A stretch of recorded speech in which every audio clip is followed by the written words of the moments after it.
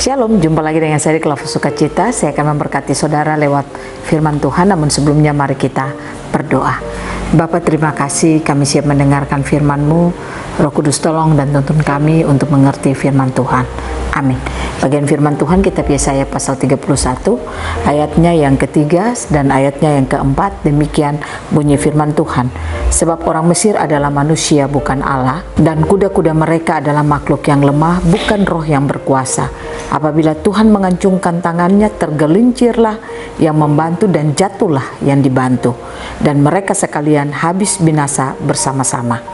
Sebab beginilah firman Tuhan kepadaku, seperti seekor singa atau singa muda mengerang untuk mempertahankan mangsanya, dan tidak terkejut mendengar teriakan seluruh pasukan gembala yang dikerahkan melawan dia, dan tidak mengalah terhadap keributan mereka.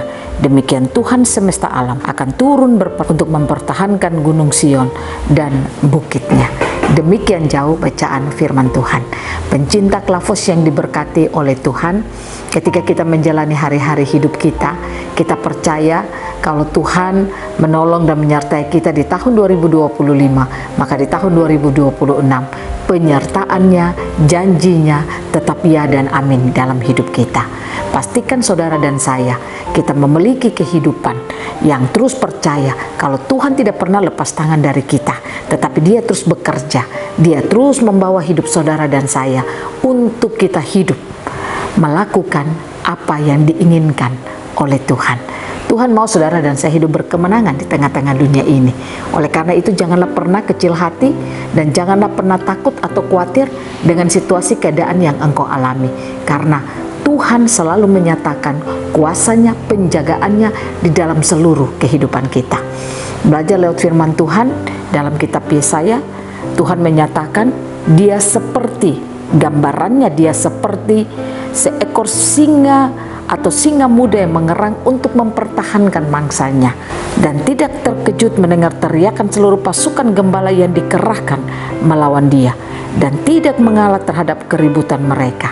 Demikian Tuhan terhadap kita. Dia merancang kita untuk kita ada dalam kemenangan, dan Dia tidak pernah melepaskan kita dari apa yang telah Dia rancang bagi hidup kita. Rancangan itu ya dan amin. Tugas saudara dan saya, jadikan Tuhan sebagai satu-satu penolong dalam hidup kita. Jangan pernah kita mengalami kesusahan, kita meminta pertolongan pada manusia, atau kita meminta pertolongan kepada orang-orang yang kita menganggap dia kuat. Karena Tuhan berkata, pertolongan hanyalah Dia, bukan manusia. Oleh karena itu, ketika saudara dalam perjalanan hidupmu hari ini, apapun kondisimu, mungkin engkau ada dalam masalah, kelemahan, kebutuhan, atau mungkin dalam masalah-masalah tekanan hidup yang berat, saya katakan bagi saudara, lihatlah Tuhan, percayalah Dia penolong satu-satunya, hanya Dia. Seperti tadi dikatakan, seperti singa muda mempertahankan kehidupan dari yang jahat, maka Tuhan pun demikian. Dia akan melindungi kita, Dia akan terus mempertahankan hidup kita. Tugas saudara dan saya, tetap lihat kepadanya. Pertanyaannya, bagaimana supaya kita bisa melihat Dia? Pastikan setiap saat kita punya hubungan yang baik dengan Tuhan. Rajin berdoa, membaca firman Tuhan, pastikan setiap firman tersingkap bagi hidup kita. Tuhan berkati kita semua. Amin. Mari kita berdoa. Terima kasih Tuhan. Taruh di hati kami hati yang mau melihat Engkau sebagai satu-satunya penolong dalam hidup kami. Sehingga apapun yang kami alami, kami tetap percaya Kau tidak pernah meninggalkan kami. Roh Kudus tolong kami, agar kami terus mampu menjadikan Tuhan satu-satunya penolong dalam hidup kami. Amin. Shalom, Tuhan berkati kita semua.